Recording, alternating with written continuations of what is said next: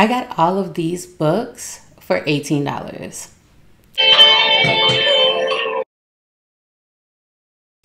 Hola mi gente, MsMalcolmHughes here. Welcome back. And today I'm coming to share with you all of the books that I purchased at a local book sale here in Washington, D.C. Let's go ahead and get right into it. For each book, I'm going to share the name of the book and what it's about. Also, I haven't read any of these authors before, so this is very exciting. It was kind of a blind buy, but many of them I had heard about and I just wanted in my collection. The first book we have is The Other Einstein by Marie Benedict, and here's what it's about. What secrets may have lurked in the shadows of Albert Einstein's fame? In 1896, the extraordinarily gifted Mileva Mitza-Marek is the only woman studying physics at an elite school in Zurich. For her, science seems like an easier path than marriage, until she falls in love with fellow student Albert Einstein, charismatic and brilliant. Albert promises to treat her as an equal in both love and science, but as Albert's fame grows, is there room for more than one genius in a marriage? The Other Einstein reveals a forgotten woman whose light was lost in Einstein's enormous shadow. So I've heard really good things about this book, which is why I saw it. I was like, definitely yes. And also one thing I want to point out that you'll see with these books, they're in such good condition. Like if your local library is having a sale, definitely check it out. Like most of the books there were going for like $2. It was wild. But as a book lover who likes to get books in the best condition for the lowest price, I was ecstatic. Next up we have The Japanese Lovers by Isabel Allende. I have read Allende's works in Spanish. I'm actually reading one right now, and it's called Las Memorias de las Bestias. And I appreciate her writing. So this is in English, but I'm still excited to check it out. Here's what it's about. In 1939, as Poland falls under the shadow of the Nazis and the world goes to war, young Alma Bielewska's parents sent her overseas to live in safety with an aunt and uncle in their opulent mansion in San Francisco. There she encounters Ichime Fukada, the son of the family's Japanese gardener, and between them a tender love blossoms. Following the Japanese attack on Pearl Harbor, the two are cruelly pulled apart as Ichime and his family, like thousands of other Japanese Americans, are declared enemies and forcibly relocated to internment camps run by the United States government. Throughout their lifetimes, Alma and Ichime reunite again and again, but theirs is a love they are forever forced to hide from the world. Decades later, Alma is nearing the end of her long and eventful life. Irina Basili, a care worker struggling to come to terms with her own troubled past, meets the elderly woman and her grandson, Seth, at San Francisco's charmingly eccentric Lark House nursing home. As Irina and Seth forge a friendship, they become intrigued by a series of mysterious gifts and letters sent to Alma and learn about Ichime and this extraordinary secret passion that has endured for nearly 70 years. Sweeping through time and spanning generations and continents, The Japanese Lover explores questions of identity, abandonment, redemption, and the unknowable impact of fate on our lives. Written with the same attention to historical detail and keen understanding of her characters that Isabel Allende has been known for since her landmark first novel, The House of the Spirits, The Japanese Lover is a profoundly moving tribute to the constancy of the human heart in a world of unceasing change. I'm not gonna lie, this sounds amazing. I think this is one of the ones that I'll try to get to in Q1 of this year, and I just feel like I'm gonna cry. I feel like there will be tears. But it sounds like a good one, so I would recommend y'all pick this one up. All right, next up we have an OD, but hopefully a goodie. So here we have the complete works of Nathaniel Hawthorne. So I do believe I read The Scarlet Letter in elementary school, but like not in completion, and I don't remember anything in specific. Definitely remember details. So this is one I'll check out. This is the one that's in the worst condition, but it came out in 1937. So at that point, I think we should cut it some slack. All right, our next one I was actually super excited to find, not gonna lie. And that is In the Distance by Hernan Diaz. And this one I'm so excited about because, as you can see on this sticker, it was a Pulitzer Prize finalist. And y'all know this year I really plan to read more books that are nominated for the Pulitzer, but then also the Nobel as well. And so I was so excited to see this and to get it in this condition for $2. Here's what it's about. A young Swedish immigrant finds himself penniless and alone in California. The boy travels east in search of his brother, moving on foot against the great current of immigrants pushing west. Driven back again and again, he meets naturalists, criminals, religious fanatics, swindlers, Indians, and lawmen, and his exploits turn him into a legend. Diaz defies the conventions of historical fiction and genre, offering a probing look at the stereotypes that populate our past and a portrait of radical foreignness. Sounds interesting. I'm excited to check it out. This next book is one that I've been seeing on so many lists of like, you need to read it. It must be read. So when I saw it again, I was very excited to pick it up. And that is Pachinko by Min-Jing Lee. Let's talk about it. It says, history is seldom kind.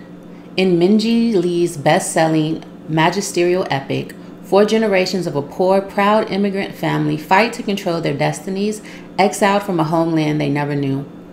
In the early 1900s, teenage Sunja, the adored daughter of a crippled fisherman, falls for a wealthy stranger at the seashore near her home in Korea. He promises her the world, but when she discovers she is pregnant and that her lover is married, she refuses to be bought. Instead, she accepts an offer of marriage from a gentle, sickly minister passing through on his way to Japan. But her decision to abandon her home and to reject her son's powerful father sets off a dramatic saga that will echo down through the generations. Richly told and profoundly moving, Pachinko is a story of love, sacrifice, ambition, and loyalty. From the bustling street markets to the halls of Japan's finest universities to the pachinko parlors of the criminal underworld, Lee's complex and passionate characters, strong, stubborn women, devoted sisters and sons, fathers shaken by moral crisis, survive and thrive against the indifferent arc of history. That does sound good. That honestly does sound really interesting.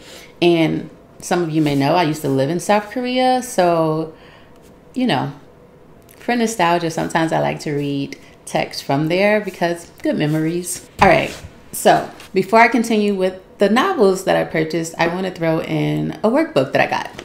And that is the Complete Spanish Grammar Guide. This is actually really good. And I have a different version of this on my iPad, and I saw this and I was like, this will be so good. And it was $2, and it is actually really good. I've been practicing it daily to keep up with my Spanish. I do have Spanish goals. Maybe I'll make a video about that. I have Spanish goals for this year, but I've come along really, really far. I'm like high intermediate, but we're working on advanced over here, okay? If we're gonna go, we always gonna go all the way. But yeah, so check this out for sure. These are actually really good grammar books. All right, back to the other books. This is another book I was so excited to find for $2. So we have Red at the Bone by Jacqueline Woodson. I've been meaning to read this author for a while now. And so when I saw this book for the price in this condition, how could I not? And here's what it's about. 2 families from different social classes are joined together by an unexpected pregnancy and the child that it produces. Moving forward and backward in time, with the power of poetry and the emotional richness of a narrative 10 times its length, Jacqueline Woodson's extraordinary new novel uncovers the role that history and community have played in the experiences, decisions, and relationships of these families and in the life of this child.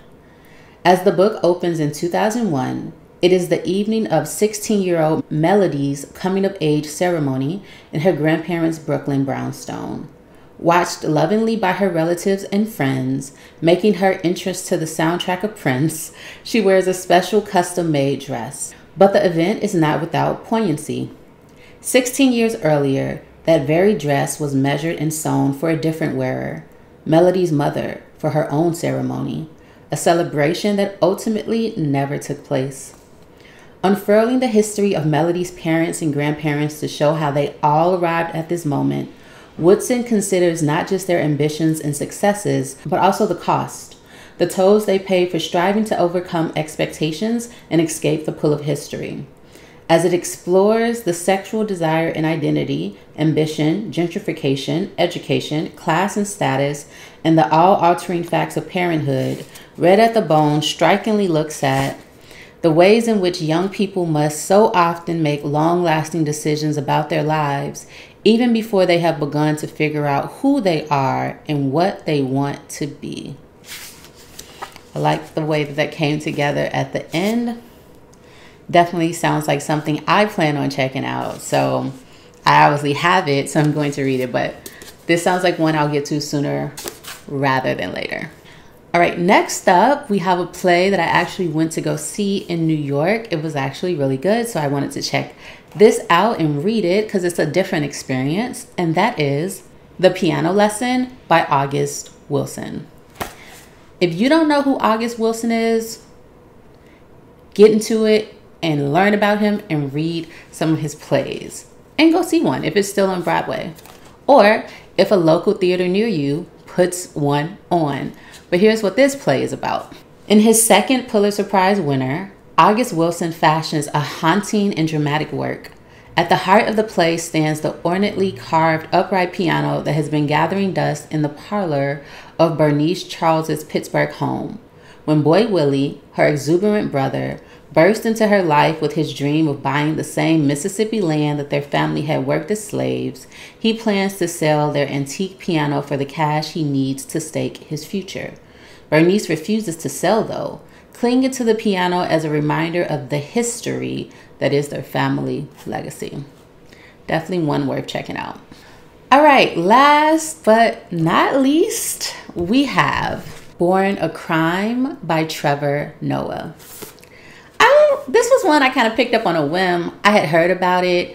I obviously haven't read it. I haven't read anything by him, but I did really enjoy his time on The Daily Show. And I just think, you know, I love his brain. I love his analysis of political situations and just topics in general. And I also like his approach to life. So from what I see, so let's talk about what this book is about. It says, the compelling, inspiring, and comically sublime story of one man's coming of age set during the twilight of apartheid and the tumultuous days of freedom that followed. So one I'm definitely excited to get to in the near future. Those are all of the books that I got. How amazing is that I got them all for less than $20.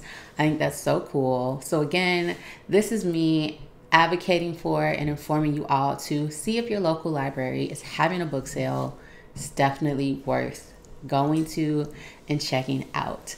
As always, I am MsMalcolmHughes, one who believes that books are sometimes better than people. And until the next one, please remember to give time, to be kind to each other, and to have the very best day of your life on purpose.